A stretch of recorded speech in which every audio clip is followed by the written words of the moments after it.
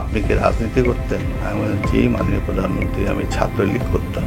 ৫ আগস্টের গণ অভ্যুত্থান পরবর্তী সময়কালটা ছিল বেশ ঘটনাবহুল। ছাত্র জনতার ঐতিহাসিক বিজয়ের পর এদেশের মানুষের প্রত্যাশা ছিল আকাশ ছোঁয়া। তবে সেই প্রত্যাশা পূরণের পথে কাটা হয়ে দাঁড়ায় ফ্যাসিস্ট হাসিনার রেখে যাওয়া মোহাম্মদ শাহাবুদ্দিনের মতো রাষ্ট্রপতি। গত ৩ মাস ধরে মাননীয় প্রধানমন্ত্রীকে সালাম করতে গেলে উনি আমার সালাম নিতেন না। তা আমি দেখতাম যে ওনার চরণের ধুলো আমি পাই না। আমার মিশ্র প্রতিক্রিয়া হচ্ছিল যে উনি কেন আমার সালাম নেন না, না থাক বলে। তবে এরই মধ্যে বিদেশে অবস্থিত বাংলাদেশের সব কূটনৈতিক মিশন, কনসুলেট, কূটনীতিকদের অফিস ও বাসভবন থেকে রাষ্ট্রপতি শাহাবুদ্দিনের ছবি সরানোর নির্দেশনা দিয়েছে পররাষ্ট্র মন্ত্রণালয়। অঞ্চলভিত্তিক কয়েকজন রাষ্ট্রদূত ও হাই কমিশনারকে টেলিফোনে এই নির্দেশনার কথা জানানো হয়। বিদেশের বিভিন্ন মিশন সূত্রে এ তথ্য নিশ্চিত হওয়া গেছে। সূত্রের বরাতে বলা হয়েছে, কোনো আনুষ্ঠানিক চিঠি বা ইমেইল না দিয়ে টেলিফোনে অঞ্চলভিত্তিক কয়েকজন রাষ্ট্রদূত ও হাই কমিশনারকে কূটনৈতিক মিশন, কনসুলেট, কূটনীতিকদের অফিস ও বাসভবন থেকে রাষ্ট্রপতির ছবি সরানোর নির্দেশনা দিয়েছে পররাষ্ট্র মন্ত্রণালয়। দায়িত্বপ্রাপ্ত ওই দূত হাই কমিশনারদের এটি তদারকির দায়িত্ব দেয়া হয়েছে।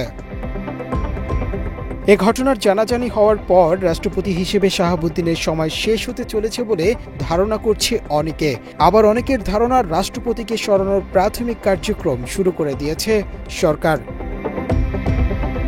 ২৪ আগস্ট শান্তিতে নোবেল বিজয়ী অধ্যাপক ডক্টর মোহাম্মদ ইউনূসকে প্রধান করে গঠন করা হয় অন্তর্বর্তীকালীন সরকার। এই সরকারে নেওয়া হয়েছিল ২ জন ছাত্র প্রতিনিধিকেও। তবে সংবিধানের দোহাই দিয়ে শুরু থেকেই রাষ্ট্রপতিকে অপসারণ প্রশ্নে গড়িমসি করে আসছিল কয়েকটি মহল। হাসিনার পতন ও নতুন সরকার গঠনের পর সারা দেশের মানুষ ছাত্র জনতার এই মহান বিজয়কে বিপ্লব বললেও এখন এর নাম শুধুই একটি গণ অভ্যুত্থান। ফ্যাসিস্ট হাসিনা পালানোর পর থেকেই রাষ্ট্রপতির পদ নিয়ে শুরু হয় বিতর্ক। কারণ ফ্যাসিস্ট হাসিনাবিহীন বাংলাদেশে ফ্যাসিবাদের সবচেয়ে বড় দোষরই যে গুরুত্বপূর্ণ চেয়ারে বসা। হাসিনার একান্ত ঘনিষ্ঠজনদের মধ্যে অন্যতম ছিলেন চুপ্পু। নতুন বাংলাদেশে যেন গলার কাটা হয়ে বিধে আছেন তিনি। বিপ্লব ব্যাহত হওয়ার পেছনে বেশ কিছু কারণের মধ্যে অন্যতম রাষ্ট্রপতির অপসারণে ৯/৬। মূলত সে আওয়ামী লীগপন্থী। আওয়ামী লীগ সরকার তারে বসাইছে। আওয়ামী লীগ সরকার বসাইছে আমারই যে বসাক একটা প্রতিষ্ঠানে, ওইখানে তো আমি তারই গুণগান গাবো। আমি তো অন্য কোনো পক্ষ গুণগান গাবো না। ওনার এই কথা বলার পর উনি তো আর বঙ্গভবনে থাকতে পারে না। উনি তো রাষ্ট্রপতি হিসেবে থাকার যোগ্যতা উনি হারিয়ে ফেলেছে। উনি কিভাবে কথা বলে? দেশকে অস্থিতিশীল করতে ইচ্ছাকৃতভাবে খুনি হাসিনার পদত্যাগপত্র নিয়ে ধোঁয়াশা সৃষ্টি করেন শাহাবুদ্দিন। গত বছরের ৫ আগস্ট রাতে জাতির উদ্দেশ্যে দেয়া ভাষণে রাষ্ট্রপতি ৩ বাহিনীর প্রধানকে সামনে রেখে বলেছিলেন, প্রধানমন্ত্রী শেখ হাসিনা রাষ্ট্রপতির কাছে পদত্যাগপত্র জমা দিয়েছেন এবং তিনি তা গ্রহণও করেছেন। প্রধানমন্ত্রী শেখ হাসিনা রাষ্ট্রপতির কাছে পদত্যাগপত্র জমা দিয়েছেন। তবে গত ১৯ অক্টোবর সাপ্তাহিক রাজনৈতিক ম্যাগাজিন জনতার চোখ ও দৈনিক মানবজমিনের প্রধান সম্পাদক মতিউর রহমান চৌধুরী তার একটি অনুসন্ধানী প্রতিবেদনে লেখেন, রাষ্ট্রপতি মোহাম্মদ শাহাবুদ্দিনের কাছে হাসিনার পদত্যাগপত্র নেই বলে তিনি স্বীকার করেছেন। রাষ্ট্রপতির এমন মিথ্যাচার নিয়ে কথা বলেছেন অন্তর্বর্তীকালীন সরকারের আইন উপদেষ্টা আসিফ নজরুল। তিনি বলেন, পদত্যাগপত্র নিয়ে মিথ্যাচার করে শপথ ভঙ্গ করেছেন রাষ্ট্রপতি। সুপ্রিম কোর্টের আপিলেট ডিভিশনের এই মতামতের ভিত্তিতে একটা নোট আমরা মন্ত্রণালয় থেকে রাষ্ট্রপতির দপ্তরে প্রেরণ করি। রাষ্ট্রপতি এই মতামতটা, এই অভিমতটা, এই যেটা ওনার স্বাক্ষর, এই অভিমতটা উনি দেখেছেন এবং গ্রহণ করেছেন। এরপর উনি নিজে অন্তর্বর্তীকালীন সরকার গঠন করেছেন। ৫ আগস্ট রাত ১১:২০ নিজের মুখে ভাষণে উনি প্রধানমন্ত্রী পদত্যাগপত্র দিয়েছে ওনাকে, উনি সেটা গ্রহণ করেছেন। আজকে যদি উনি বলেন যে উনি প্রধানমন্ত্রী পদত্যাগ দেয়নি এতদিন পরে, প্রায় ২.৫ মাস পরে, তাহলে এটা এক ধরনের স্ববিরোধিতা হয়, এটা ওনার শপথ লঙ্ঘন হয়। এরপর কয়েক ধাপে জনরোষের মুখে পড়েন রাষ্ট্রপতি। তার এমন দ্বিমুখী বক্তব্যে ক্ষুব্ধ হয় সাধারণ মানুষও। উনি আগে বলছে যে শেখ হাসিনা পদত্যাগপত্র ওনার কাছে দিয়ে গেছে এবং তারপরে উনি আবার সংসদ ভেঙে দিয়া নতুন অন্তর্বর্তীকালীন সরকার গঠন করছে। এখন আবার উনি বলতেছে যে এটা দেয় নাই। এটা তো ঠিক না, ওনার মনে হয় ব্রেনে ঠিকভাবে কাজ করে না। একবার বলছে প্রধানমন্ত্রী পদত্যাগ করছে, ওনার কাছে পদত্যাগপত্র পাঠানো হয়েছে, এখন আবার বলতেছে পদত্যাগ করে নাই। মানে উনি আসলে ব্রেন ওনার কাজ করতেছে না, ও যেহেতু ব্রেন কাজ করতেছে না উনি এই পদে আর থাকার দরকার নেই। মাত্র 30% টাকায় জমির মালিক হয়ে নতুন বাংলাদেশের গড়ে তোলার স্বপ্ন দেখা বাংলা বসতি।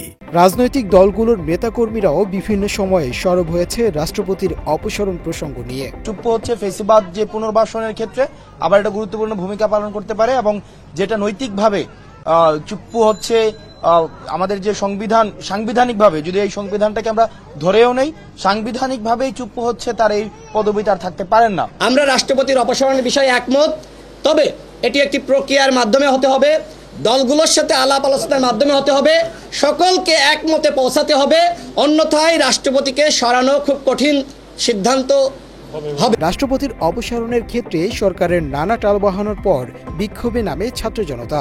গত বছরের অক্টোবরে রাজধানী সহ বিভিন্ন জেলা ও শিক্ষা প্রতিষ্ঠানে রাষ্ট্রপতির পদত্যাগ দাবিতে ব্যাপক বিক্ষোভ হয়।